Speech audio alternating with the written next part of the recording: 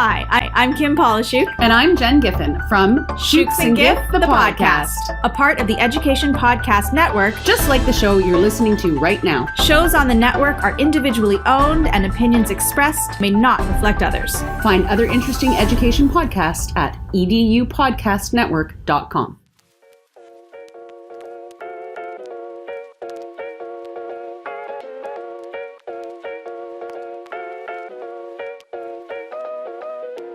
Well, hello there, everybody. We are back for another episode of the High Tech Podcast. This is one of your hosts, William, and the other one is there. I'm here. I was looking for my entryway. I was like, when's my cue on the clearly crafted script that we made? That is very. It's Will, then Josh. Oh wait, hold on. Let me get my script. Oh, yep. That again. I have ironically more candy. I don't know why. It's not the same candy, but that was not a script. In case anybody was curious, well done. It was Reese cups. Oh, delicious. Little ones or like big boys? Like normal sized, medium sized boys. Yeah. So neither of the things that I suggested. Yeah, neither. Basically none of the options. And now that I'm saying, I'm not even sure. Is there a bigger size? There's a bigger size, right? Like medium? you know, like when you like get the one. Big cups. Don't they? Those the big are cups. Well, there's like mega, like big, and they're like thick. Hey, Dude, Reese's, if you're listening to our podcast, could you please send us a graphic of your sizes of candy? That would be fantastic. It would really just iron this out for us. The people are wondering. The people need to know. They want to know. They want to know. I know. I have a direct line to the people. The people, all of them, all the people. Yeah, clearly. Anyway, we digress, folks. We're having fun. Do. It's another wonderful week, as always. Find us on Twitter at High Tech Podcast. Please like, follow, retweet, do those things. This is working, okay? Yeah. Because tonight we actually are highlighting or during this episode. Podcast. Josh hates when I do that. I've been trained. I have to do it. At this very moment, 7:48 p.m., October 18th. Wow. This is the only time you can listen to it. Wow. Fourth wall breaking. Gosh. Unacceptable. Yeah. I watch a lot of Deadpool, I watch it. Joke's on you. That date's not even real. What? Okay. Just run with it. Sorry. Anyway, continue your actual point. Twitter thing works because our episode tonight is all because of a Twitter post and a thread. So can't wait to get a little bit more into that. Until we get there, make sure to send us any emails, any insights, any reviews, and or your picture of the week to inbox@hightechpod.us. Yes. Yeah, and picture. What should they send, Josh? The picture of the week. The picture I've clearly in tons of detail.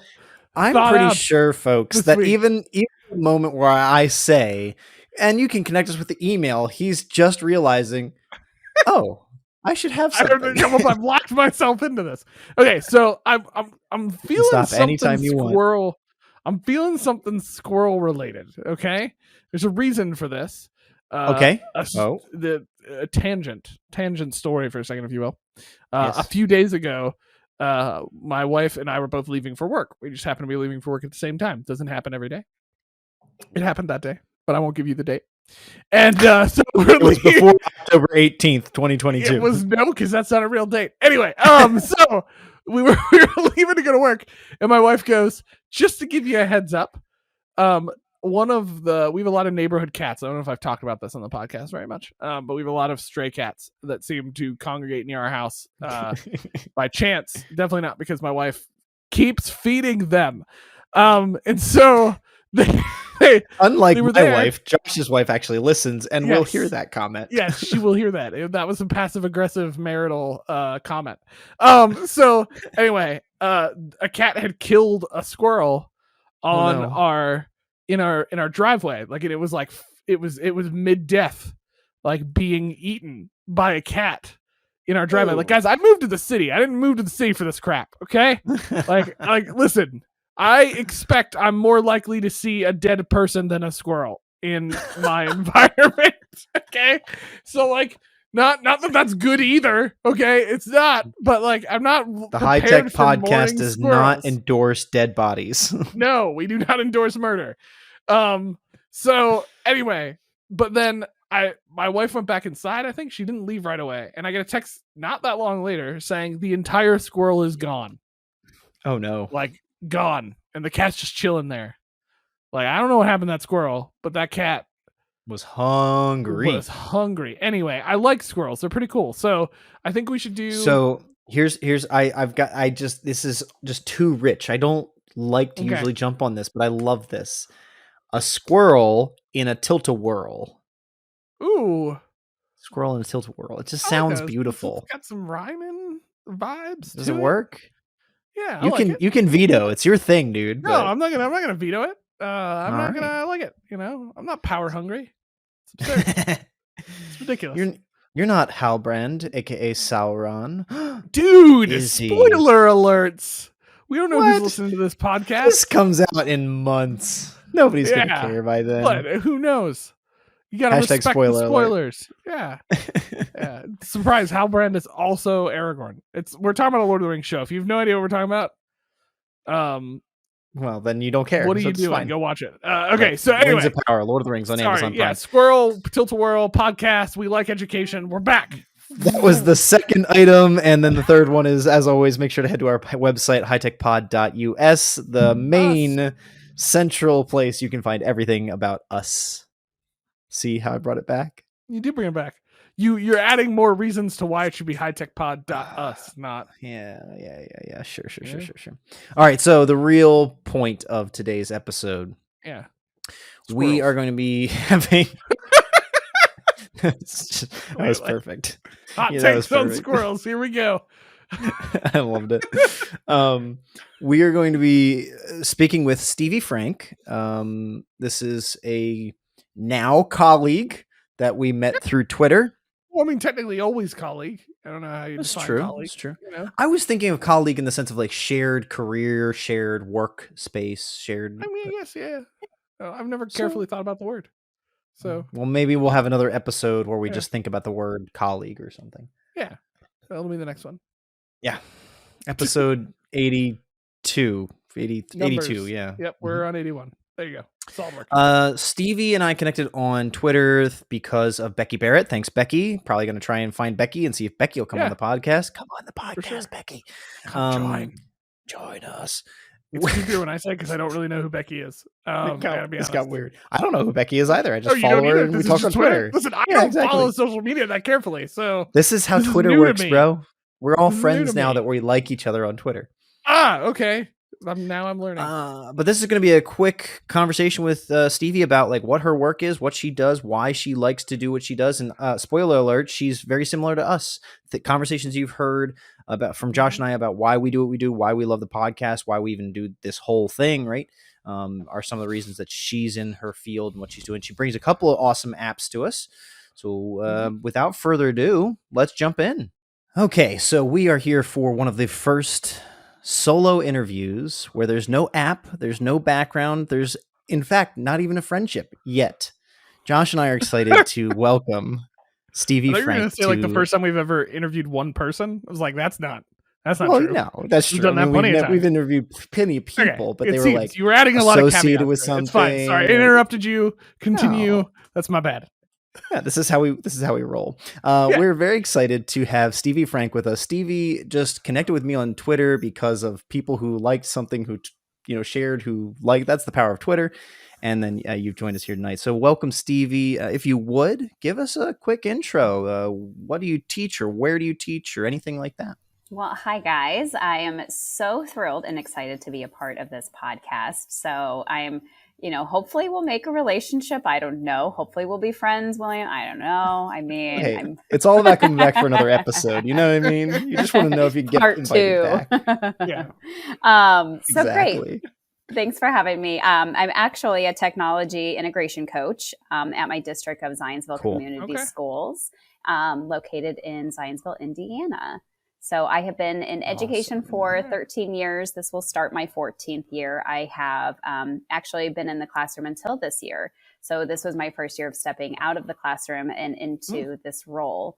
And I am loving it. I get to travel around to different schools and help teachers out. And it's just been so rewarding to be able to share the love of ed tech into different classrooms and be able to have not just my one classroom, but have several of different classrooms. And that's been super cool. So I love that. Yeah. And if, are you only working within your district then? Is this 1, 2, 3, 2 dozen schools? What are you working with? So we got 6 elementary schools, 2 middle schools, and 1 high school. And so I work at one of the, we have a lot of fun. I work at one of the middle schools and then 2 of the other elementary schools, but we're kind of fluid. So we get to go into other different locations as well and just kind of hang out in those different spaces. So I've really just enjoyed the prolific, I would say, impact that ed tech tools have had in my classroom and on my teaching practices. And so when this role opened up, it was one of those kinds of roles where I was just like, okay, I get to do the thing. I get to go and help everybody, amp up their teaching tools and give them teaching practices that will help them hopefully create, a more inclusive space and a more, intrinsic motivational space for kids to be able to express themselves and, provide alternative assessments. And I don't know, that was just kind of my love of ed tech kind of came from that. So I love equity in the classroom and inclusive practices. And I felt like it blended pretty well with it. So that's the fun I've been having over the last couple of years. And, you mentioned Twitter and I was like, yes, like Twitter's been amazing to connect me with some pretty amazing people from, across the world even. And so that's all the fun stuff that we get to do now in the Twitter world. So.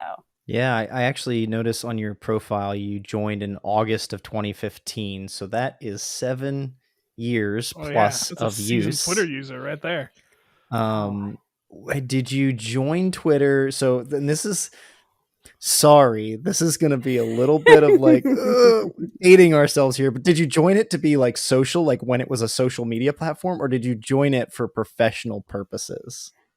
So funny you should ask. When I first joined, I had been going through this Teacher Leadership Academy was what it was called. And they were like, you've got to join Twitter. You've got to do the platform.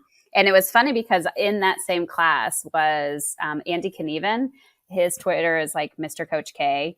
And he was one that I had that class with. And we both kind of stumbled upon the world of Twitter at that point. I was working in a district where Twitter was like kind of like, don't use social media. So I kind of backed away from it for a little while. And then fast forward to like 4 more years, then I'm teaching next to Andy Knieven, which was really funny because I was just like, I was like, here we are again.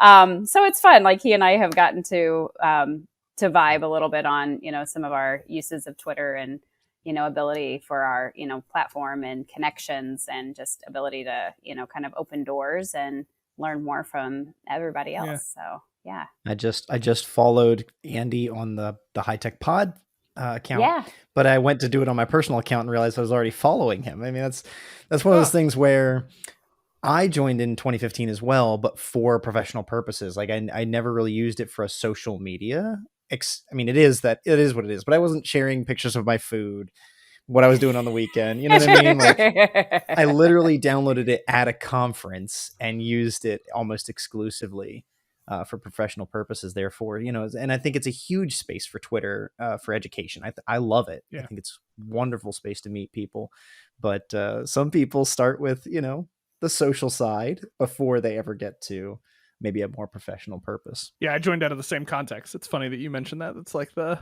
running joke in the High Tech Podcast, by the way, as well, is I am the worst at the social media out of the 2 of us, for sure.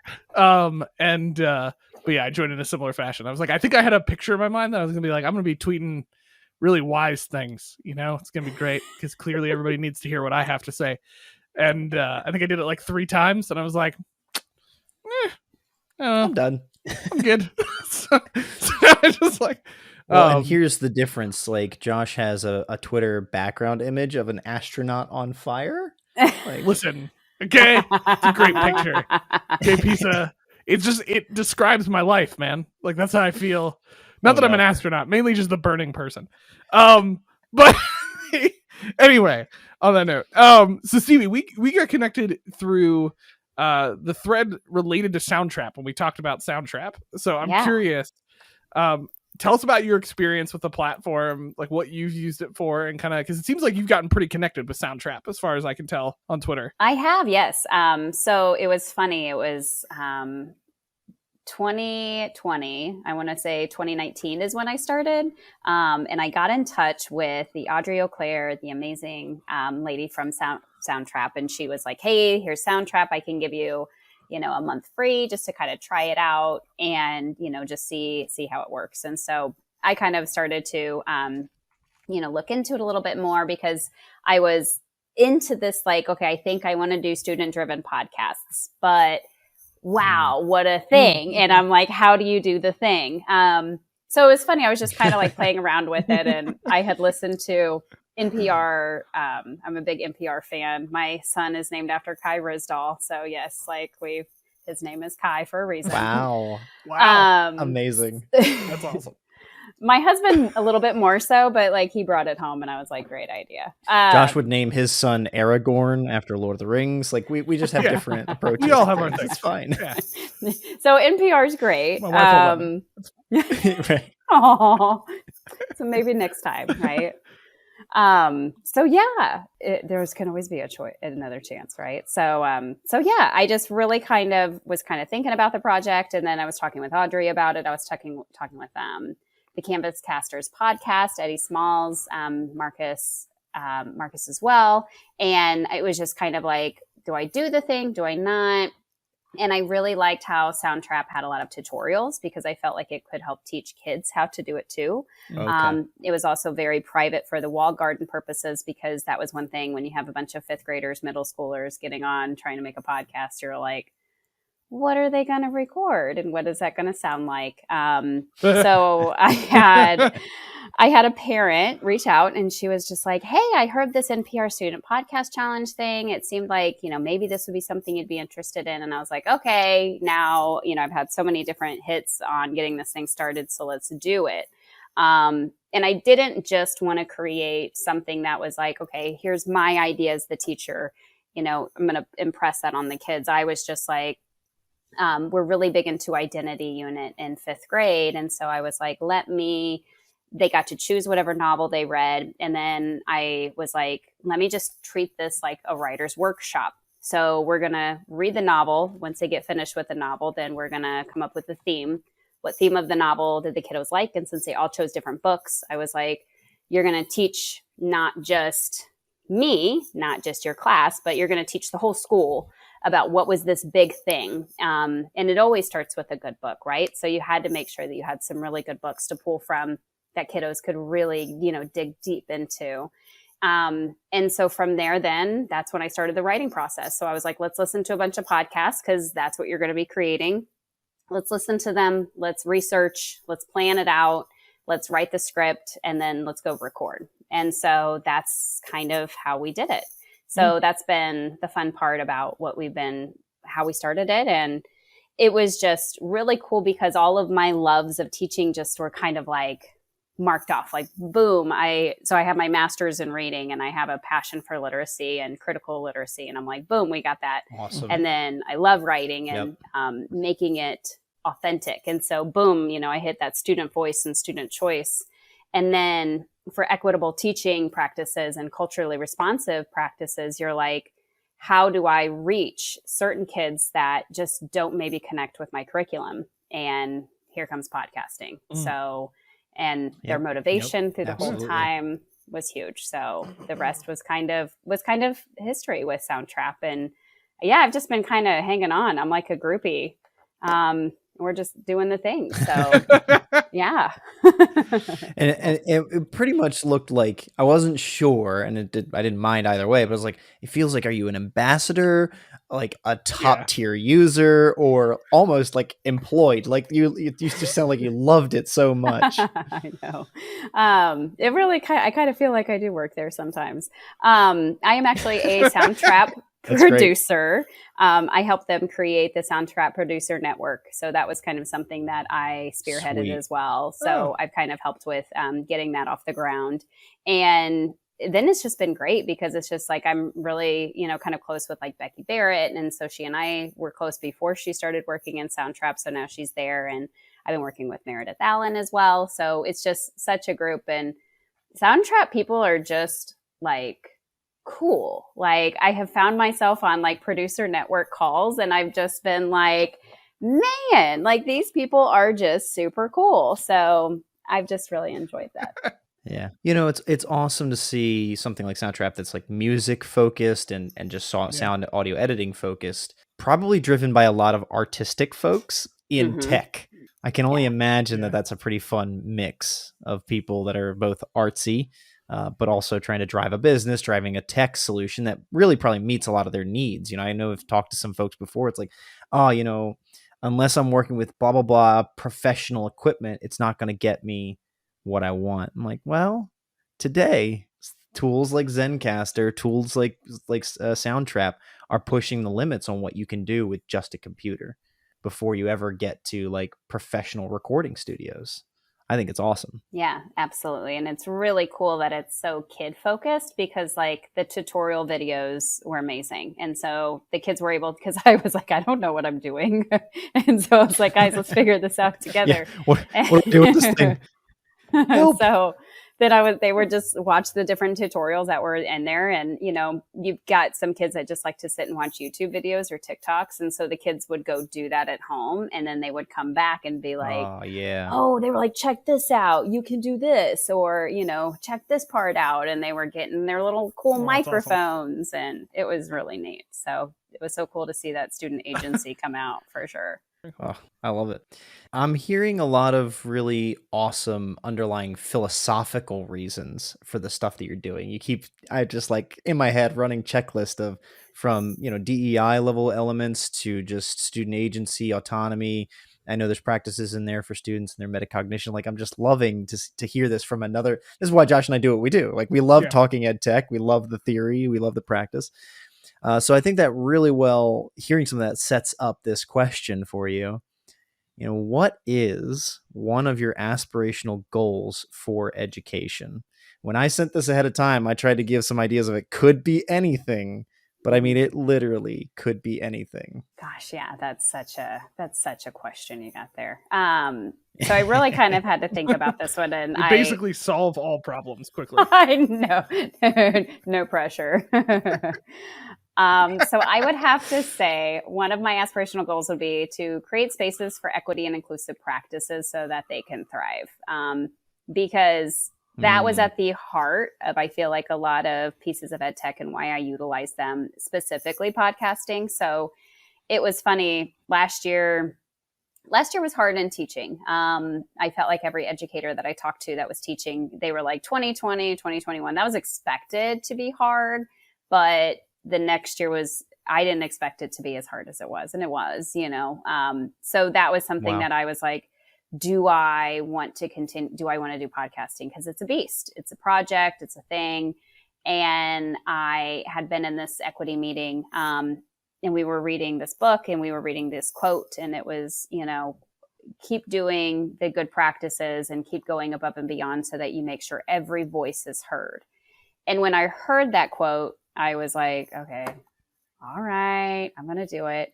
So I felt like at the heart of education, I was just like, we've got to make sure that we're doing everything that we can to reach all students. And I think that would have to be what I would say one of my aspirational goals is to be. So And that's I lead with this question because we don't know you, right? And we want to try and pull some of that out and create a picture for the listener. But like Josh and I have shared such experiences that have motivated us like that. Like one of the things for me coming out of undergraduate was I felt like my instructors, while many of them reached me on a personal level, few of them knew how to teach at college level, right? They didn't have pedagogy.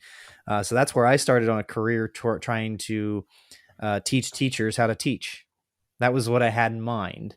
And I think that was for me, that's if I come back to that kind of goal, like I just, it's easy to say I want to help others teach better because I know it can be done. And I know there's so many people who care about teaching and yet may not have the techniques or the tools to help them get there. I don't know if Josh, if you've got something as cute and pithy as that, but oh yeah, well, I do it for the money, really. That's why I'm in education. Clearly, hitting it for the big bucks. Yeah. No, I mean, we all have experiences that drive us, so it's interesting to hear like yours. Kind of, I think, what you're looking to do in what steps you're taking, like, and you're seeing that as kind of in teaching standpoint, but I'm guessing that's probably really what's driving you too into kind of starting to focus into some of the ed tech space and how you can help other teachers and doing those types of things. Mine experiences were a lot of like taking online courses that were not fabulous, and like, so trying to work in an environment that I could help advance those areas, and still working on that, every day, every day, but hour by hour, yeah.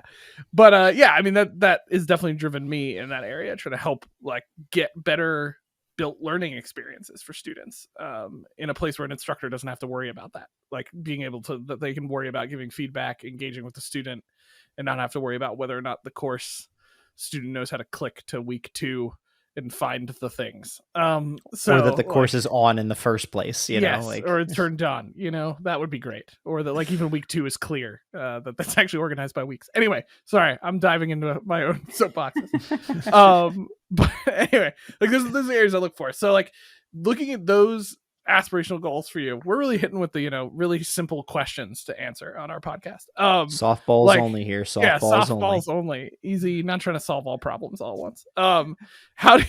So in your experience, like working with teachers, how do you see yourself trying to like improve the teaching and learning landscape? Like when you're working with a teacher at a different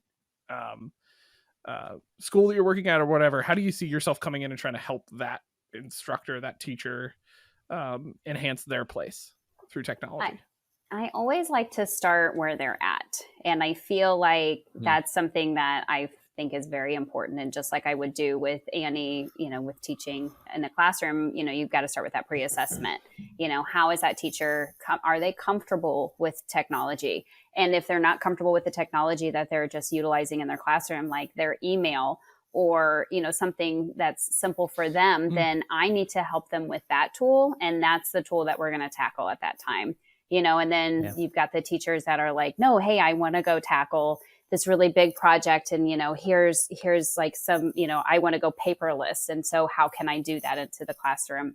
I had both conversations today, and so it's like, how do you balance those? Like how do you get that done? And I think that's one of the most important parts, is just, validating both of those and then meeting them where they're at. And I also just want to see what goal do they need met, and then what piece of ed tech tool can kind of help them get to that. So, whenever I'm in a classroom setting, I always try to make sure that I'm teaching to the kids about like digital citizenship. So we talk about a lot like common sense media, and, I feel like and this kind of goes back to our earlier goal of like, what do we want to change in the world? I feel like nobody taught, so I'm 37, and nobody taught my generation how to handle a phone, how to handle technology. Like we were just handed this to us, and then it was like, go and good luck with that. Right. And then it was like all of a sudden, then nobody knows how to use it. So one of my funniest stories, I always, and I tell this to my students, is one time I called my grandpa, and I was just going to be like, hey, grandpa, let's go out to eat. And he answers his phone, and I'm like, why is it so loud? And he's like, oh, President Obama is speaking. And I was like, get off your phone, Ted. Like, this is not the time to answer your phone. Like, what are we doing? He was at like a convention? Literally. Yes. Oh my gosh. And I was like, Teddy B, get off the phone. And he's like, okay, I'll call you later. And I just feel like excuse me, Mr. Obama, could you hold up 1 second? I got a call. Mr. President. Olive Garden. So I felt like that is such a huge problem. Like, we need to teach kids to be more present, because nobody taught us those life skills. And so I've been, interviewed a few times and on a few panels of like, do we allow cell phones in the classroom? Or, there's too much technology. Ooh. And it's like, this is never going away. So if we're not teaching to it, and we're like closing our doors and saying like, real world, stay out, like that's unrealistic. So I don't know. Well, and I love that you mentioned that. This is how the podcast can very easily and quickly pivot. And I love this. One of my friends on Twitter, met him at a couple of conferences. Great guy. We've had him on the podcast, Glenn Irvin. Been teaching in education for, I don't even know, maybe 2 decades at this point. Like, he's a long time educator, but like you, he had moved into like tech integrationist and tech specialist kind of positions for the last few years. And then this school year was finally back in the classroom, I think 2 courses. And he posted recently on Twitter. He's like, I have for a long time been an advocate for phones in the classroom, but now that I've been away so long and I'm finally back, he's like, I'm against it. Like, I was like, because he's a big tech guy. He's all about gamification. He's all about Minecraft in the classroom. He's about, using Twitch for educational. I love where he leans into. And then I love that he went back into the classroom and is immediately finding that tension with this real world problem. I mean, phones are problems in work meetings now. It's not just the kids, right? Like, we are all, like you said, if you weren't taught to use it, I wasn't taught to use it. I was handed a cell phone that was on singular wireless Go phone kind of system at 13 or 14. And that thing naturally evolved into what is the smartphone in my hand today. No one ever stopped in the middle and went, so you're no longer going to use a dumb phone. This is a smartphone and it has more things to be concerned about. You're not just going to be able to play Snake. You're going to be able to play any game you ever wanted. You'll be able to play lots of Snake. No. You thought the 3 seconds you were wasting on Snake. You would do a ton. No, it's a good point. Like, we've not. No, I like it's. This is a totally different podcast episode. But there you go. We have a new episode to bring you back for. But like cell phones in the classroom. In the tech, cell phone in the classroom. But just like generally that concept. I do like your point that you're getting at, though, that like it's not going away, and we do need to figure out how to deal with it. Like I often make I joke in our work environment, the only way I don't actually hurt people in real life is just by sarcastically dealing with all the problems that we're dealing with.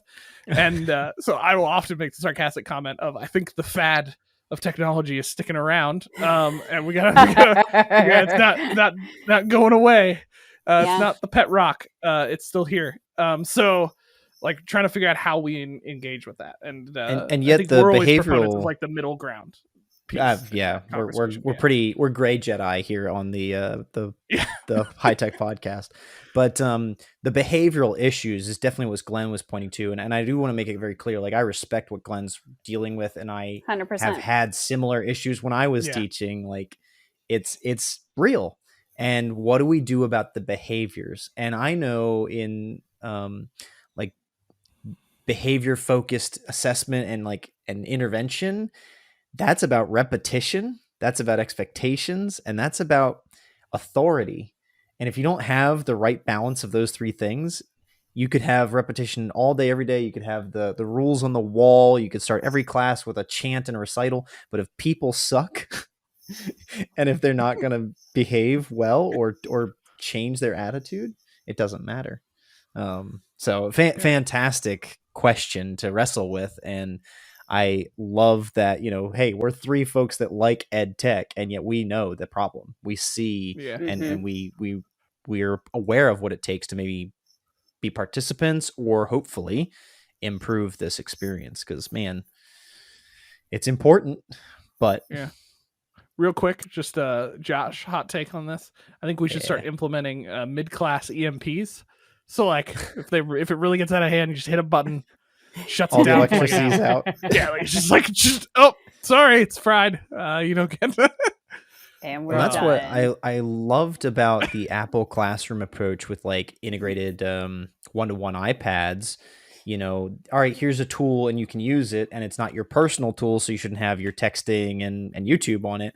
But the Apple Classroom ecosystem, like they can control device by device and pull a device's Wi-Fi, pull a device's ability to go to YouTube.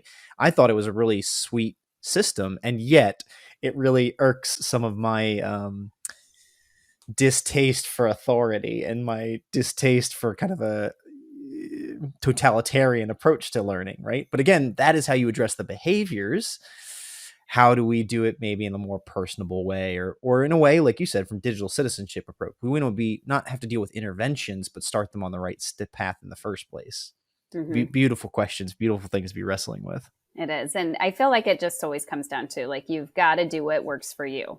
Like, you know your classroom, you know your kids the best. Nobody does, you know your practices more than anybody. So do what works for you.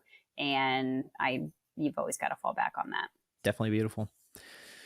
We got one more in here. I think we got one more in here. What's one tool that you want to share with the high-tech podcast community, the community of you, me, and Josh at the moment, and 30 to 40 other people every week?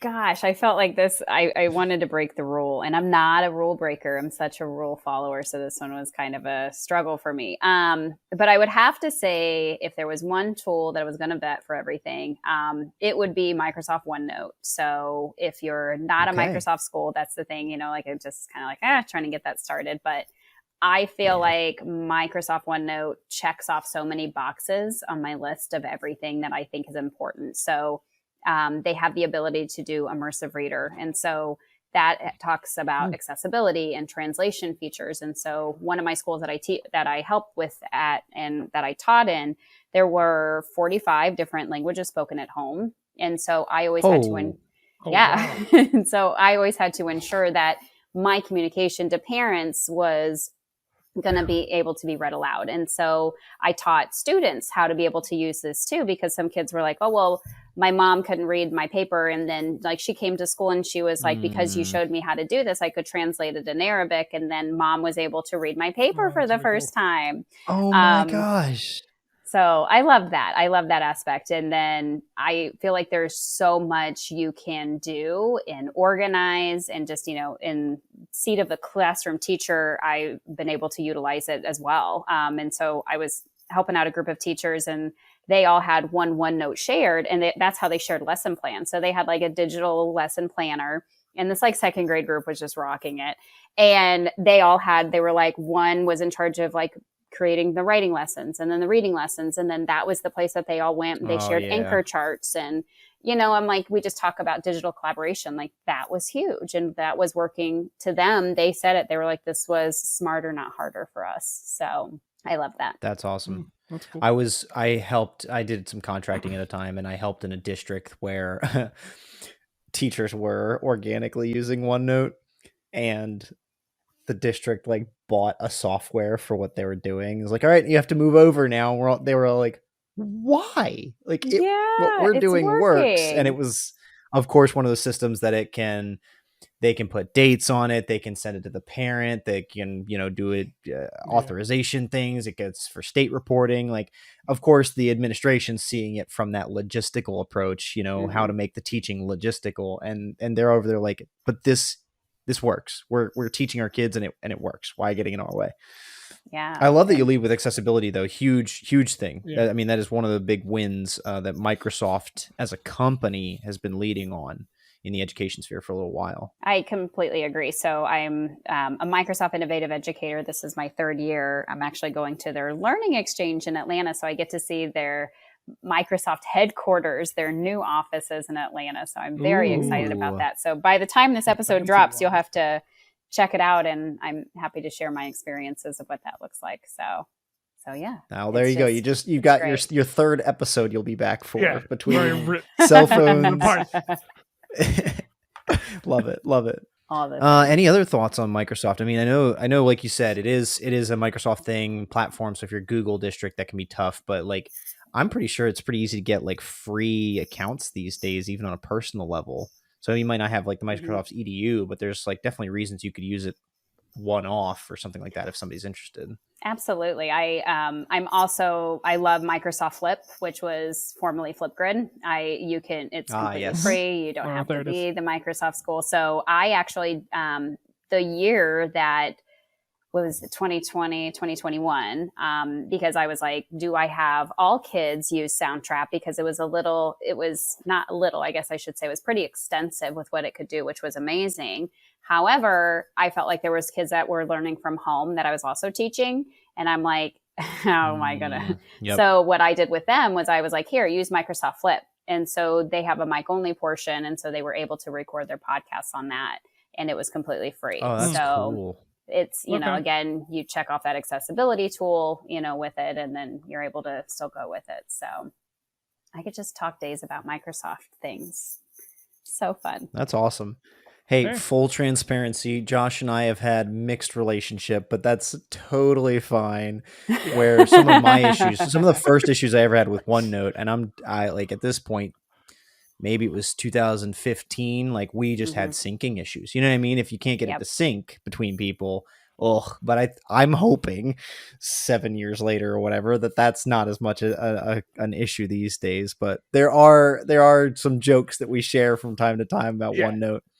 It does its job really well, regardless of our jokes. So there are a lot. I think the points that you're making right here about some of the stuff that you experience with it are very are huge wins. For transparency's sake, Will and I make jokes about OneNote a little bit, but that is mainly because of our bad experience, our experiences with them.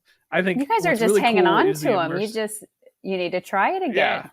Yeah. Well, that's the truth. I'm out of spaces to use it anymore. I used it in a while. I can't. I now work in a corporation, and we are not a Microsoft corporation, so it's not something that's going to be in that space for me. But where Josh works, like I don't think we're a Microsoft organization. Oh, that's right. I mean, I can very easily access it, and maybe I do. Maybe I need to give them another shot. I feel like we make judgment calls. You're winning me over with the immersive reader comments. I will say that I do like Microsoft's immersive reader.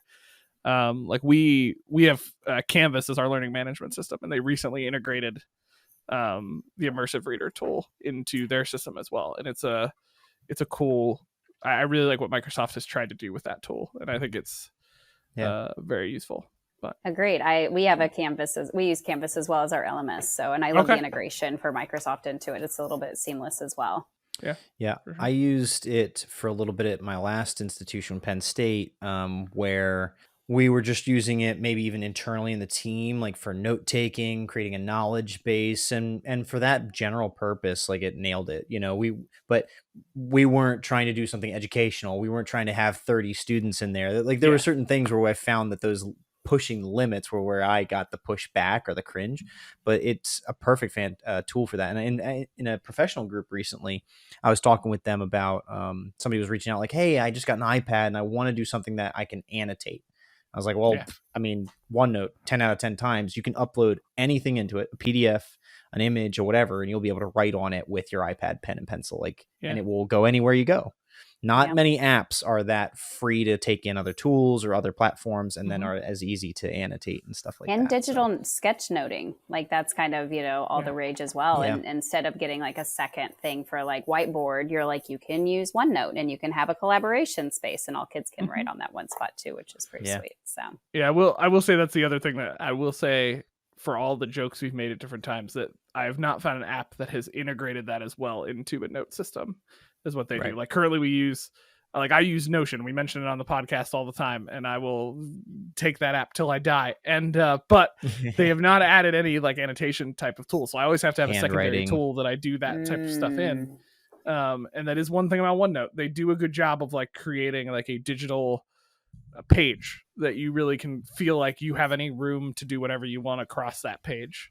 And I will say I've not found that in other places as a note app yet. So Well, this has been awesome. Thank you so much, Stevie. I'm glad that I might have even been Becky Barrett, like you said. I think that tagged you in that thread. So I'm just glad that the stars have aligned. We've made this new connection here. Anything that you want to leave the listener with? So you've got some conventions and stuff that you're headed to. Is there anything you want to plug there? I think you're speaking at one of them. I am. So I'm actually going to be presenting at TCEA, which is coming up in February in Houston. And I will be presenting with the Becky Barrett about student-driven podcasts. Oh, wow. And so our session is going to be called Pass the Mic. And we are going to be talking a little bit about how because she also had used podcasting in her room. And she and I kind of collaborated with different ways that we utilized it. And so yeah, we're going to be co-presenting with that. And then we did submit our ISTE proposals. So fingers crossed, we'll see if we'll get into that one as well. Oh, good luck. Good luck with all that. That is awesome. And I love that even as I was thinking about the question, I was like, oh, this is great. Set her up for this. And then you started, I was like, oh, crap. What if she speaks before this episode comes out? So it's good. There'll be plenty of time for folks to hear the episode and even connect with your presentation. Thank you for joining us, Stevie. We are going to wrap up Josh and I here in just a moment. But otherwise, I hope you have a great rest of your evening. And I can't wait for this episode to come out. Awesome. Well, thanks again so much for having me. I appreciate it. Woo! That was a cool conversation. It was a lot of fun. Yeah. That was awesome. Yeah.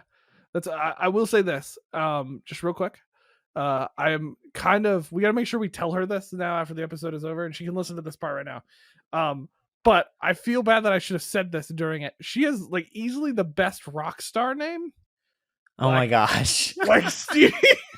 Like, and I hope that's not like a thing that she hates. I should have asked beforehand. Yeah. Like through other people. Sorry, Stevie. Yeah, I'm sorry, but it's fantastic. Okay, that was my blurb. That's not what this podcast is about, but there was my but first, thank you, Stevie, for having an awesome name, and then and thank you as well for joining us. Awesome stuff. Like it was a cool conversation. It's always cool to talk and geek out with more people who like technology and like specifically ed tech. It's interesting how so I was thinking about this while we were talking. Like it's interesting how in our world of like ed tech, instructional design, kind of that whole realm in education, the amount of ways that people fall into this world. Oh my gosh. You know what I mean? Like we're talking to her and she's like, well, I taught for a while and do technology, and now I'm really getting to like jump in and do ed tech, and she's helping other teachers learn how to do that. And you and I are like, well, we have the opposite experience. We've basically been technologists first, and now we're starting to teach in different areas and stuff like that. So like that is a big difference, but it's really just cool to see her perspective and hear how like she used Soundtrap and just kind of like the passion she has behind what she wants to do. It comes through when she's talking about technology. It's not about I want to use this cool app or I want to do this. It's about like I want to make classes more inclusive. I want to help instructors make things more accessible. Student agency. It's about the pedagogy. It's about the pedagogy that leads her to want to do the technology, which is, we've talked about this plenty of times, that should be the process for intentionally using technology. Right. If you're looking for a book that talks about that idea, Intentional Tech, great book. And I know you know this book. Is that Derek Bruff? Sure. I don't. Now I don't remember. See, now Intentional Tech. I think this is here. Hey, this is how we do the podcast, everyone. Yes, Derek Bruff. Yeah, think UDL. Yep. Intentional Tech. I should know. I'm supposed to be going over it with my team tomorrow. So that was awkward. Tomorrow, when is that, Josh? October 19th, 2022? No, it's not. We're recording this right now in 2017. No, just kidding. It's pretty dated. Flip is still Flipgrid. Anyway, so it's cool. It's cool to see that just like naturally flow out of what she's doing. Like, and that's, I think, really important. That's your focus. And it was awesome, like in some of those middle questions, we definitely see the philosophy, the heart or the passion come out from it. Really, really love that and endorse that, Stevie. But then when we were talking about Soundtrap, or we're asking her about OneNote, right? She gets deeper into the tech, and it comes back to the passion, the pedagogy, the reasons why we do this stuff. So it's really encouraging, frankly, just to see, that there are more folks, right? The circle gets bigger and bigger. We just keep finding people that are doing this, I think, for the right reasons.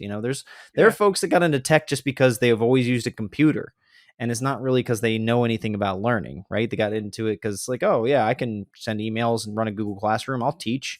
Well, it's not really the best way to do things, right? Yeah, I don't know what you're talking about. That's absolutely what teaching is.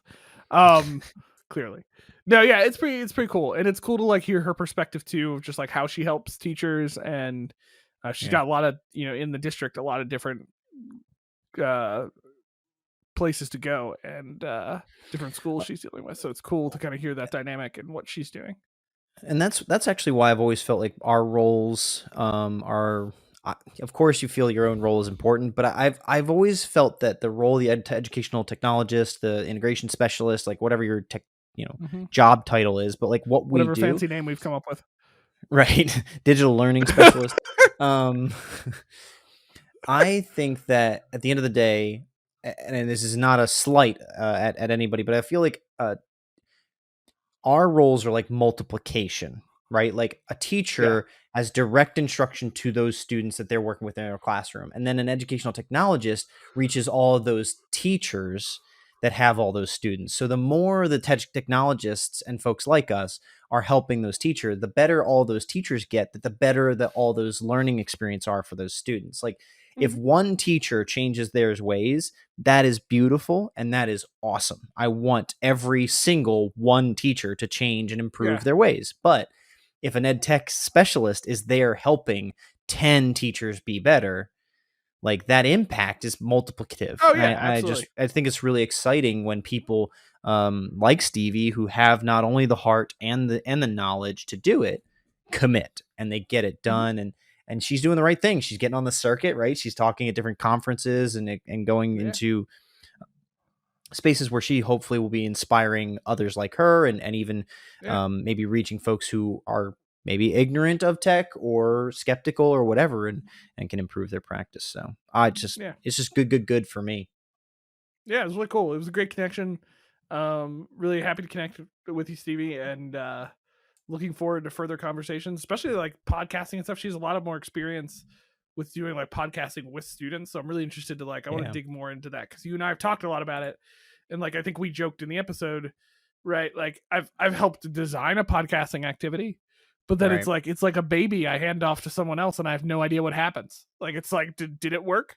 The only time I hear about it is when it doesn't work. So like it's cool to like hear that she's used a tool that we've talked about, Soundtrap, and has like practical experience using it with podcasting with students. So definitely cool conversation, cool things to think about, and absolutely great time. So with that said, folks, what is coming next? That's a great question. Glad you asked it. So next episode 82. We're on 82 episodes. This is nuts.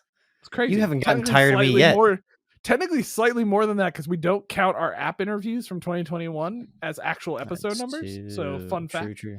And if you're listening to the podcast and you're like, what app episode interviews did you do? That's a great question. You can go check out our website at hightechpod.us. And there's a nice little interview app series there from 2021. That was not a planned plug. I'm just doing it now. Have fun. Yeah. Episode 82. Anyway, we are going to have a great time. We are bringing the roastery back. We've talked about the roastery. It's a new thing. We're bringing it back every now and then. We were super positive this episode. Time to pull the ties off and talk about things we don't like. Let's go. We are going to be roasting. We're not getting into all the details. We're going to be roasting publishers a little bit. We have some opinions about that we think would be worth sharing, or at least we want to talk about it. So I don't know if it's worth sharing or not, but we're going to. So we're going to share that kind of publishers, specifically kind of, book. I think we're talking kind of book publishers. Like Bush came out. I was like, Josh just had a stroke, folks, and he's okay. Things are happening. I'm monitoring him. No, book publishers. And just how kind of the relationships, especially in higher ed, can be not the best. So we're gonna share about that a little bit, and then we're gonna bring an app out that we've had for a while. We just haven't talked about it. Topia.io. If you remember, we talked about a app a little while ago called oh my gosh, why can't I think of it? GatherTown. There we go. Goodness gracious. Maybe I did have a stroke. GatherTown. Topia.io is kind of like an adult version, not adult as in like bad adults, but like adult as in like not video gaming. I'm not. What's it like after my episode with the panel? You know what it feels like now. Just to keep digging. No, I mean, at least I can tell you what it's like. I didn't dig as deep a hole as you did. Anyway, that's a fact. Topia.io, it's a cool tool. It's in the similar realm as GatherTown, so we're excited to talk about that and highlight that a little bit. So anyway, check us out on Twitter. Again, that's how we met Stevie. So this works. So check us out on Twitter at High Tech Podcast. Subscribe, hit us up. We'd love to talk to you. You can also talk to us at inbox at hightechpod.us. And as I already said, our website, hightechpod.us, is a great way to check out our episode pages, resources, all the things that we post from the High Tech Podcast. Again, everybody, thank you again for joining us another week as we continue to learn what it looks like to harness that technology, whether online or in person. See ya.